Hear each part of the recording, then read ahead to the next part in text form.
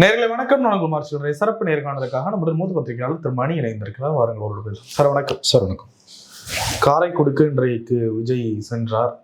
பிரச்சாரத்தில் பேசவே முடியவில்லை. சும்மா போயிட்டு சும்மா திரும்பிட்டார். அது போதும், நல்லதான். கை காமிச்சிட்டு போயிட்டார். 5 நிமிஷம் பேசியிருக்கலாம். அவர் டைம் முடிஞ்சிச்சுன்னா அதை எவ்வளோ தலைவர்கள் மீறி பேசுகிறாங்க. அது அரசியல்வாதியாக இருந்தால் அதெல்லாம் தோணும். அடிப்படையில் இன்னமும் அரசியல்வாதியாக அவர் மாறலை. அதுதான் இந்த சிக்கல் வருது. இப்போ அந்த டைமை கால்குலேட் பண்ணி போயிருந்துருக்கணும். அது வரைக்கும் கேண்டிடேட்டை கூட வச்சுட்டு சாலையில் போயிருக்காரு.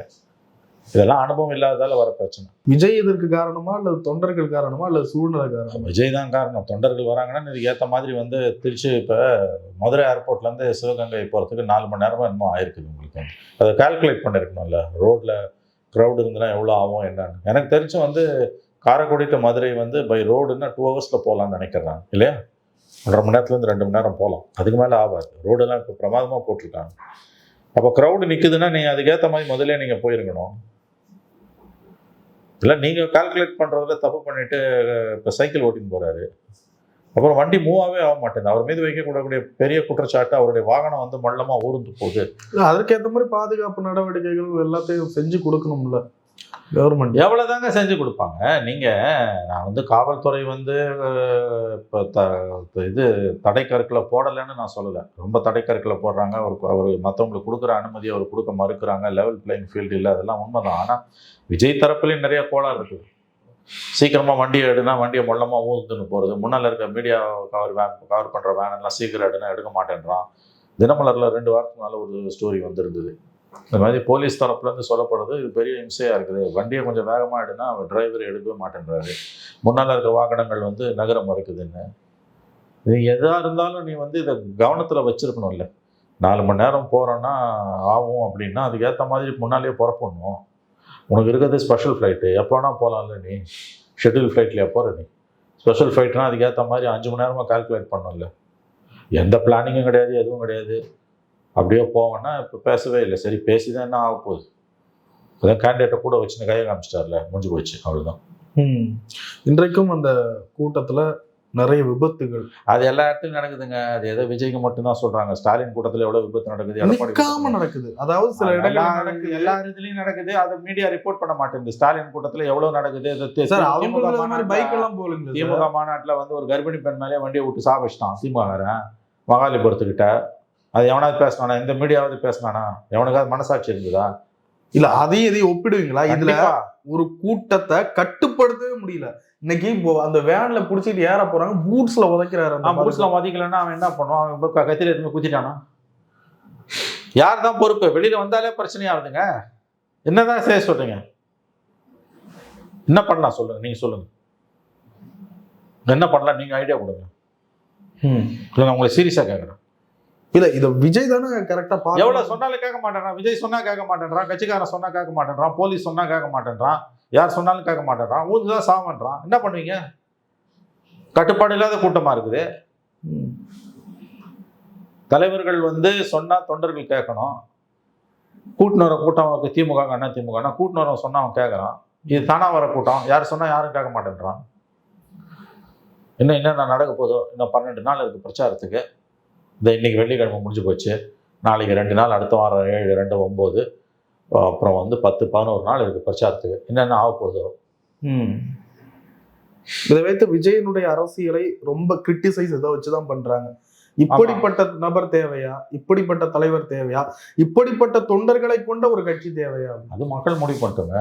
இதுக்காக எல்லாம் ஒரு தலைவனை வேணும் அல்லது வேணான்னு எப்படி நம்ம சொல்ல முடியும்? அது அதிகப்படியா ஒரு தொண்டர்களை ஒரு தலைவராக கட்டுப்படுத்த முடியும். திமுக அதிமுக விசுவாசத்துல இருக்கவங்க தான் அந்த கேள்வியை கேட்பாங்க.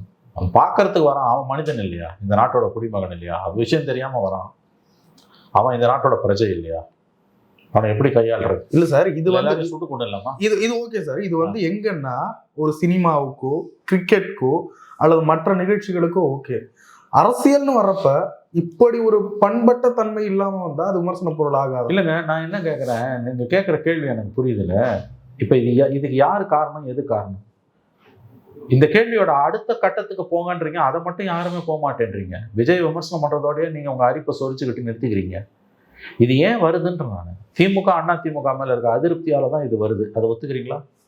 அவங்க 2 பேரும் ஒழுங்கா இருந்ததா இது நடந்திருக்குமா? இல்ல நீங்க சொல்றது எப்படி, இந்த கூட்டம் வந்து திமுக அதிமுக மேல இருக்கிற அதிருப்தியால வருது. கண்டிப்பா. என்னுடைய விஜய பார்க்க தான் வருது. விஜய பார்க்க வந்தாலும் அதுல இருக்கக்கூடிய ஒரு அரசியலை நீங்க புரிஞ்சுக்கோங்க. அவங்கள அத்தனை பேரையும் விசிலடி சாங் குஞ்சு பார்க்க மட்டும் வரான்னு நினைக்காதீங்க. அவன் ஓட்டு போட மாட்டான்லாம் தயவு செஞ்சு கனவு காணாதீங்க. அந்த வர கூட்டத்துல வந்து ஒரு 70% ஓட்டா மாறும் நான் நம்புறேன். அது வந்து பார்த்துட்டு அப்படியே போயிடும் நீங்க நினைச்சீங்கன்னா உங்களை நீங்களே ஏமாத்திக்கிறீங்க. நான் என்ன கேட்கறேன், அப்படி அது விஜய்க்கு ஓட்டா மாறாதுன்னா நீ ஏன் கவலைப்படுற? பொத்திக்கிற உனக்கு ஓட்டு திமுக காரனுக்கு திமுக ஓட்டு போகுதுன்னு பயம், அதிமுக அதிமுக ஓட்டு போகுதுன்னு பயம். அதனால விஜய்க்கு கூடக்கூடிய கூட்டத்து மேல அவன் எல்லா பழியையும் சுமத்துறான். அன்ரூலியா பிஹேவ் பண்றானுங்கப்பா, கட்டுப்பாடு இல்லாமல் நடந்துக்கிறாங்கன்றது காரணத்துக்காக வந்து அவங்கள மொத்தமா ஒதுக்கி தள்ளிடணுமா, அவங்களுக்கு ஓட்டுரிமையை பறிச்சிடணுமா, இல்லை எல்லாரும் சுட்டு கொண்டுலாமா? இல்ல மற்றவர்களுக்கு அச்சுறுத்தலா இருக்குல்ல. யாருக்கு அச்சுறுத்தலா இருக்கு? நேத்து ஒருத்தர் பைக்ல இருந்து விழுறாரு, பின்னாடி அதே மாதிரி 10 பைக் விழுது. அதான் 10 பேரும் பார்க்க தானே போனான். என்ன பண்ணலாம் அதை சொல்லுங்களேன். நான் இன்னொரு கேள்வி கேட்கறேன், அதுக்கு ஏன் நீங்க போக மாட்டேன்றீங்க? இப்படிப்பட்ட ஆபத்தான அரசியல் தேவையா அப்படின்னு நான் கேட்கிற கேள்விக்கு பதில் சொல்ல மறுக்கிறீங்க. இது எதுல இருந்து வருதுன்றான். தலைவன் சரியா இல்ல, தொண்டனர்கள் அப்படி இருக்காங்க. தப்பு மார்ஷல். நான் கேட்கிற கேள்வி என்னமோ நீங்க புரிஞ்சுக்கல.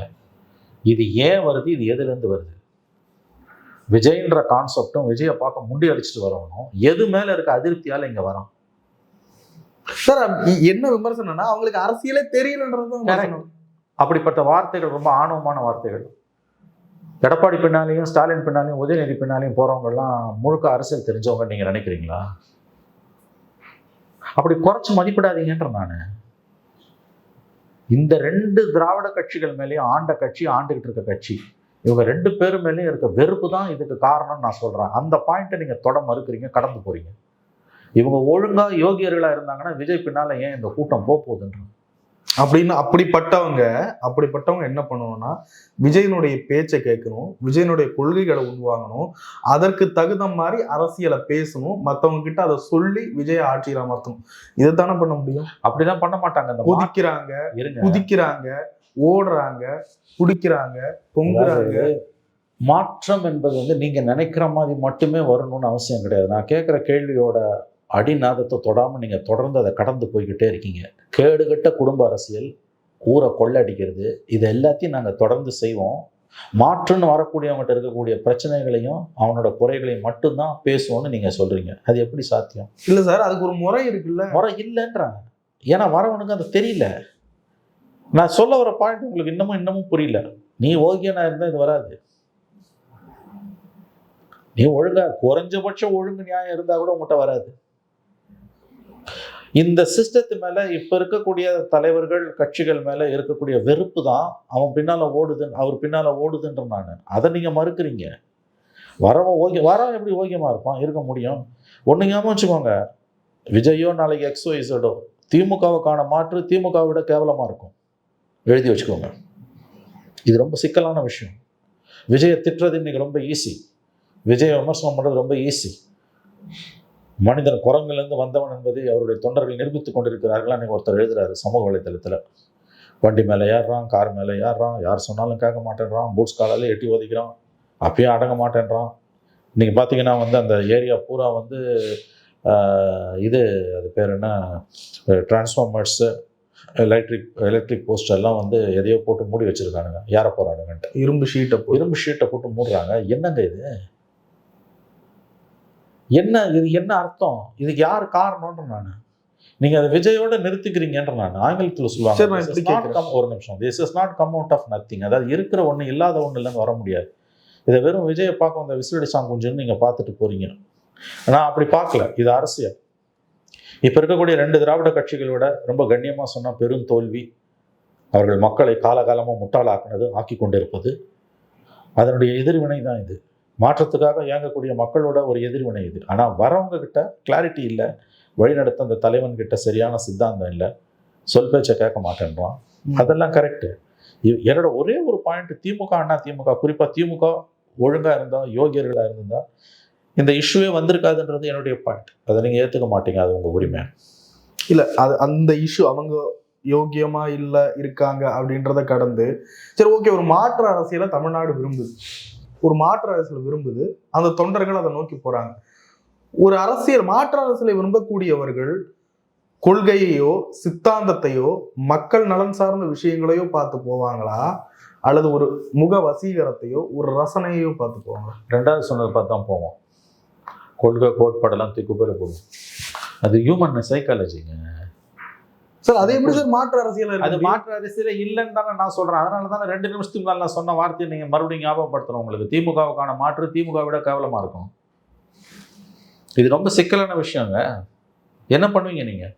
77 வருஷம் ஆண்ட கட்சி, 77 ஆண்டு கால கட்சி, தமிழகத்தை 5 தசாப்தங்களில் குறைந்தது 2 ஆண்டுகளாவது ஆண்டு இருக்கக்கூடிய கட்சி, 26 27 ஆண்டுகளாக கட்சி ஆட்சியில் இருக்கு.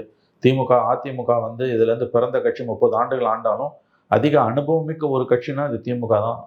இந்தியாவோட பிராந்திய கட்சிகள்லேயே பழமையான கட்சி, இன்னமும் வலிமையா இருக்கக்கூடிய கட்சி, நாடாளுமன்றத்தில் 3வது பெரிய கட்சி, எல்லாம் கரெக்டு. ஆனா அந்த கட்சி ஆளக்கூடிய மாநிலத்துல அந்த கட்சிக்கு மாற்றா வரக்கூடியது ரொம்ப அவலமானதா தானே இருக்குது.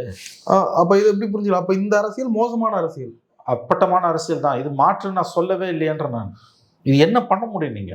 இது எப்படிங்க விஜய் எப்படிங்க மாற்றா இருக்க முடியும்? நான் எங்க சொன்னேன் விஜய் மாற்றுன்னு? ஆனா மக்கள் விரும்புறாங்களே, அதுக்கு என்ன சொல்லுவேன்? ஓட்டு போடுறாங்க. இந்த கூட்டத்தை பார்த்து இது வெறுமனே விசிலடிச்சான் குஞ்சு பார்த்துட்டு போயிடுவான்னு நினைச்சுன்னா உன்னையே ஏமாத்திக்கிறேன்னு அர்த்தம். 234 தொகுதி, ஒரு தொகுதியில் ஒரு 15,000 20,000 ஓட்டு விழாதுலாம் தாராளமாக விழும். இந்த மேசிவ் க்ரௌட்ஸ்லாம் வந்து நான் சிவாஜி, விஜயகாந்த், கமல் 3 நடிகர்களை பார்த்துருக்கேன் அரசியலில். இந்த க்ரௌடோட எதையுமே ஒப்பிட முடியாது. இதை வெறும் க்ரௌடுன்னு சொல்லி ஏமாற்றிக்க வேணும். இன்னொன்று, அதில் வரவன் அத்தனை பேருமே வந்து மரத்து மேலே ஏறுறவங்க கிடையாது. அதையும் ஞாபகம் வச்சுக்கணும். விஜயனுடைய பேச்சை கேட்க வரவங்க, விஜயோட பேச்சை கேட்க, கொள்கைக்காக வரவங்க. கொள்கைன்றது வந்து எவனுக்கு தாங்க கொள்கை இருக்குது? விஜய் கிட்ட போய் உலகத்துல இருக்க எல்லா பிரச்சனைக்கும் தீர்வு கேட்குறீங்க. ஈரான் அமெரிக்கா பிரச்சனை, வாரிலேருந்து காசா பிரச்சனையிலேருந்து காஷ்மீர் பிரச்சனையிலேருந்து எல்லா பிரச்சனைக்கும் விஜய் வந்து சர்வரோக நிவாரணை உங்களுக்கு பதில் சொல்லிடணும். மற்றவங்க கிட்டலாம் அப்படியே பொத்தி நிற்பீங்க. போய் பார்க்க வர கூட்டம் எல்லாம் விசிலடிச்சாங்க கொஞ்சம் மரத்து மேலே டிரான்ஸ்ஃபார்மரில் ஏறவன்னு நினச்சிக்காதீங்க. அவர்களும் மனிதர்கள் தான். அவங்களும் இந்த நாட்டோட குடிமக்கள். அவங்களுக்கும் ஓட்டு இருக்கு, அவங்களுக்கும் பகுத்தாயக்கூடிய தன்மை இருக்கு. அப்படி குறைச்சு மதிப்பிடாதீங்க. சரி, அந்த சின்ன கூட்டத்தை பத்தி நான் கேட்கிறேன். அப்படி விஜய் கிட்ட என்ன இருக்குன்னு போறாங்க, அது அங்க போய் கேளுங்க. உடனே கோல் போஸ்ட்டை மாத்துறீங்க. இல்ல நான் எல்லாத்துக்கும் ஒரே பதில் திமுக ஒழுங்கா இருந்ததா? விஜய் கான்செப்டே இல்லை. போய் திமுகவை கேளுங்க, அறிவாலயத்தில் கேளுங்க. இல்ல சார், திமுகவுக்கு இருக்கிற அந்த அரசியல் அனுபவமோ அந்த அரசியல் தன்மையோ விஜய் கிட்ட இல்ல, அந்த கட்சி கிட்ட இல்லைன்னு சொல்லிட்டோம். அப்போ அந்த தொண்டர்களை விட இந்த தொண்டர்களை கொண்ட அரசியல் மோசமானதுன்னு சொல்லிட்டோம். ஒரு குறிப்பிட்ட நபர்கள் அந்த மற்ற தொண்டர்களை போல இல்ல, குறிப்பிட்ட பெர்சன்டேஜ்ன்றீங்க. அந்த குறிப்பிட்ட பெர்சன்டேஜ் இங்க ஏற்பட்ட என்ன அதிருப்தினால விஜய் கிட்ட என்ன கிடைக்கும்னு போயிருக்காங்க நான் கேட்கிறேன். அதாங்க மாற்றத்துக்கான தேவை என்பது சம்டைம்ஸ் வந்து something is better than nothing, nothing is better than நான்சென்ஸ்மா. இப்போ வந்து something is better than nothing. நீங்கள் என்னங்க திமுக அண்ணா திமுக ஓட்டு போட்டு என்னத்தை பண்ண? 2 பேரும் ஊரை கொள்ளடிச்சதான் மிச்சம். புதுசாக ஒருத்தருக்கு வாய்ப்பு கொடுப்போங்க. கொள்ளடிச்சா அடிச்சுட்டு போட்டுங்க. அடிக்க மாட்டோம் நாங்கள் நம்புறோம். கொள்ளடிச்சா அடிச்சுட்டு போட்டோம். 2 பேரும் தான் மாற்றி மாற்றி கொள்ளடிச்சாங்க. புதுசாக ஒருத்தர் வந்து கொள்ளடிக்கணுமே ஓப்பனாக சொல்லக்கூடியவங்க இருக்காங்க. அவர் நல்ல நிர்வாகத்தை கொடுக்க மாட்டார். அதற்கான வாய்ப்போ திறமையோ அவருக்கு இல்லை. ஆனாங்கப்பட்ட திமுகவாலேயே நிர்வாகத்தை சரியாக கொடுக்க முடியல. விஜயால் எப்படி கொடுக்க முடியும்? ஆனாலும் விஜய்க்கு ஒரு வாய்ப்பு கொடுக்கலாம் என்று சொல்லக்கூடிய படித்த பட்டதாரி இளைஞர்களை நான் பார்க்கிறேன், பெண்களை பார்க்கிறேன். இது நீங்க எப்படி புரிஞ்சுப்பீங்கன்னு நான் சொல்ல வர ஒரே பாயிண்ட், புரிஞ்சுக்க ட்ரை பண்ணுங்கன்ற. நான் ஏத்துக்கோங்கன்னு நான் சொல்லலை. பதில் ஒண்ணுதான் மார்ஷல். உண்மை சுடும் உங்களுக்கு. திமுக ஒழுங்கா இருந்ததா இது நடந்திருக்காது. இது ஒழுங்கா இல்லை. 10 வருஷம் பொறுத்த ஆட்சிக்கு வந்து ஒழுங்கா இருப்பீங்கன்னு எதிர்பார்த்தோம், இல்லை. மிகப்பெரிய அளவில் ஏமாற்றம் மிஞ்சுது. அதனுடைய விளைவு தான் விஜய் மாதிரியான ஃபேக்டர்ஸ் வளர்றது. இல்லை, அதை தாண்டி நிறைய ஃபேக்டர்ஸ் இருக்கு. திமுக இல்லைன்னா அதிமுக இருக்கு. சீமான் கத்திக்கிட்டே இருக்காரு நிறைய திட்டங்களை சொல்லி சொல்லி. மக்களை விரும்ப தயாரா இல்லைங்க. அதுக்கு என்னங்க பண்றது? இதுக்கு போய் வந்து இப்படித்தான் உங்க விருப்பப்படி தான் மாற்றம் அமையணும்னு நினைச்சீங்கன்னா அது என்ன கதையா இருக்குது? அதாவது உங்களுடைய அளவுகோலை வச்சு நீங்க வெளியில இருக்கவங்களை எடை போடுறீங்க. அவங்க என்னவா இருக்காங்கன்னு புரிஞ்சுக்கோங்கன்னு நான் சொல்றேன். வெரி சிம்பிள், அவ்வளவுதான். இவ்வளவு அனுபவம் வாய்ந்த ஒரு கட்சி இன்னைக்கு என்ன நடந்துகிட்டு இருக்குது தமிழ்நாட்டில்? கூச்சநாச்சம் இல்லாத குடும்ப அரசியல், அதை நியாயப்படுத்தி பேசுறது, வெக்கமே இல்லாமல் அதை நியாயப்படுத்துறது, கேட்டால் அங்கே இல்லையா இங்கே இல்லையான்றது. பணத்தை வந்து தண்ணியாக செலவு பண்ணுறாங்க. எங்கேருந்து வருது இந்த பணம்? திருமண பக்கம்லாம் ஊழல் தலை விரிச்சு ஆடுது. ஊழல் இல்லாத ஆட்சி என்பது சாத்தியம் இல்லை. ஆனால் அதுக்கு ஒரு அளவு இல்லை. பாசிச பாஜக வந்துடும்ன்ற அந்த ஒரு காரணத்தை வச்சுட்டு கொள்ளையோ கொள்ளை நடக்குது. உங்க கவர்மெண்ட்ல உங்களோட அறிக்கைகள், உங்க கட்சிக்காரன் உங்க மீது வைத்த குற்றச்சாட்டுகளே இதுக்கு சாட்சி. ஒவ்வொரு மாநகராட்சியும் நடந்த ஊழல், ஒவ்வொரு மாநகராட்சியும் இருக்கக்கூடிய திமுக கவுன்சிலர்கள் அவங்க மேயர் மேல வச்ச குற்றச்சாட்டு, உயர்நீதிமன்ற தீர்ப்புகள், கண்டனங்கள், அறப்போர் இயக்கம் மாதிரியான அமைப்புகளோட ஹைகோர்ட்ல ஃபைல் பண்ண, சுப்ரீம் கோர்ட்ல ஃபைல் பண்ண அஃபிடவிட்ஸு, சமீபத்திய இடி ரிப்போர்ட்ஸு, இதெல்லாம் வச்சு பார்க்கும்போது வந்து ஒரு பக்கம் வந்து காட்டாற்று வெள்ளமா ஊழல் கரபுரண்டு ஓடுது. அது ஒரு பிரச்சனையே இல்லைங்க, அது எல்லா நாட்டிலையும் இருக்குது தான். ஊழல் வந்து ஒரு இஷ்யூவே கிடையாதுங்க, பாசிச பாஜக தாங்க பிரச்சனைன்னு பேசுனா அதை விட அயோக்கியத்தனமான பேச்சு எதுவும் இருக்க முடியாது. எங்கே நீங்கள் கோட்டை விடுறீங்கன்றதுக்கான பதில் அங்கேயே இருக்குது. பிஜேபி பொதுவாக தமிழ்நாட்டில் பெரும்பான்மையானோர் விமர்சிப்பாங்க. பிஜேபி தமிழ்நாட்டில் வளரக்கூடாது, அது மதவாத சக்தி, அது அறுத்து எரியப்பட வேண்டிய அரசியல் அப்படின்னு விமர்சனம் தமிழ்நாட்டில் பெரும்பாலும் வைக்கிறது நம்ம பார்த்துருக்கோம். அப்படிப்பட்ட ஒரு அரசியலா விஜய், நீங்க விஜய் இந்த அரசியல் அதை திமுக அதிமுகவை விட மோசமான அரசியல்னு சொன்னீங்கல்ல? இல்ல, அந்த ஆங்கிள் மதவாத அரசியல் கிடையாது. இல்ல, மதவாதம்னு சொல்லல, அது போன்ற விளக்கப்பட வேண்டிய அரசியல் அப்படின்னு பார்க்க முடியாது. விஜய் இஸ் நாட் டேஞ்சரஸ், அதுல சந்தேகம் இல்லை. அவர் வந்து ஒரு மதத்துக்காகவோ ஒரு சாதிக்காகவோ அரசியல் செய்யக்கூடியவர் கிடையாது. அவர் எல்லாருக்குமான ஒரு அரசியல் தலைவர் தான். அதனால எல்லா கட்சிகளும் இருக்கக்கூடிய நிறை குறைகள் அவர்களிடமும் இருக்கிறது. அவருக்கு கிளாரிட்டி இல்லை, பட் டெஃபினட்டா அவரை பிஜேபியோட நம்ம ஒப்பிட முடியாது. அது இல்ல, கிளாரிட்டி இல்லாததும் ஆபத்து தானே. ஒரு தலைவர் தொண்டர்கள் ரீதியா வந்து அவர் பிஜேபி கிடையாது. அவர் இன்ஃபேக்ட் பிஜேபி வேணான்னு தானே முடிவு எடுத்துட்டு இருக்காரு. காங்கிரஸ் விஜய் வேணான்னு முடிவு எடுத்தது, ஆனா பிஜேபி அதிமுக கூட்டணி வேணான்னு முடிவு எடுத்தது விஜய். அந்த குறைஞ்சபட்ச நேர்மை கூட மீடியாக்களுக்கு இல்லை. விஜய் தனித்து விடப்பட்டார்ன்றாங்க. அவர் எங்க தனித்து விடப்பட்டார்? அவர் வேணான்னு முடிவு பண்ணார் பிஜேபியையும் அதிமுகவையும். அதிமுகவில் இருக்கிற தலைவர்கள் எடப்பாடி உட்பட விஜயோடைய வருகைக்காக காத்திருந்தார்கள். கொடி பறக்குது பார் அப்படின்னு சொன்னவர் யாரு? எடப்பாடி தானே. பிள்ளையார் சொல்லி போட்டாச்சுன்னு சொன்னது யாரு? எடப்பாடி. பிஜேபி தலைவர்கள் எல்லா தலைவர்களும் வந்து விஜய் எங்கள் கூட்டணிக்கு வர வேண்டும் தான் பேசினாங்க. அவர் போல அப்போ அந்த இடத்துல வந்து அங்கே ஒரு மதசார்பற்ற அரசியல்ன்றது இருக்க தானே செய்யுது. இப்போ அதை கவனத்தில் எடுத்துக்காம நம்ம எப்படி பேச முடியும்? அதை தாண்டி பெரிய கொள்கை கோட்பாடெல்லாம் நீங்கள் உலகத்தில் இருக்க எல்லா பிரச்சனையும் போய் தீர்வு காண்பது அப்படின்றதுலாம் வந்து முட்டாள்தனமானது. தமிழகத்தில் இருக்கக்கூடிய பெரும்பாலான கட்சிகள் எப்படி வந்து மதவாதத்துக்கு எதிரான, பிஜேபிக்கு எதிரான கட்சிகளாக இருக்குதோ அதே போல தான் விஜயும் வந்து மதவாதத்திற்கு, பிஜேபிக்கு, இந்துத்துவாவுக்கு எதிரான, பெரும்பான்மை மதவெறிக்கு எதிரான அரசியலை தான் அவர் செய்கிறார். அந்த விதத்தில் நீங்கள் அவர் மீது குறை சொல்ல முடியாது. சாஃப்ட் இந்துத்துவா இருக்குன்னா திமுக கிட்ட இல்லாத சாஃப்ட் இந்துத்துவாவா? அவ்வளோ தூரம் முண்டி அடிச்சுக்கிட்டு வந்து கச்சை கட்டிக்கிட்டு போய் விஜய் மேல ஒரு பிஜேபியோட பி டீம்னு பேசக்கூடிய யோகிய சீலர்கள் முந்தா நாள் வரைக்கும் ஆர்எஸ்எஸ்ல இருந்து ஒரு கட்சியை நடத்திட்டு இருந்த ஒரு நபருக்கு ஒரு தொகுதியில வந்து திமுக சிம்பல்ல போட்டி போடுறதுக்கு வெளிப்படையான ஆர்எஸ்எஸ் ஆதரவாளர், ஆர்எஸ்எஸ் அமைப்பு, ஒரு சாதி அமைப்பு, அவங்க திமுக கூட்டணியில சேர்த்து அவருக்கு தொகுதியில போட்டி போடுறதுக்கு வாய்ப்பு கொடுக்குறாங்க. இஸ்லாமிய அமைப்புகள் போய் முதலமைச்சரையே பார்த்து சொல்றாங்க, அவன் பக்கா ஆர்எஸ்எஸ் காரர், அவருக்கு ஏன் சீட்டு கொடுத்தீங்க, அதை வாபஸ் வாங்குங்க, முடியாதுன்றாரு. அப்போ பிஜேபியோட பி டீம் யாரு? விஜயா திமுகவா? முருகர் மாநாடு நடத்தினது யாரு? பிஜேபி நடத்துச்சு, திமுக தான் நடத்துச்சு, திமுக அரசு நடத்துச்சு. அப்பட்டமா மதத்தில் அரசியல கலந்த நிகழ்வை யாருமே செய்யாத காரியத்தை பண்ணது ஸ்டாலின் அரசு.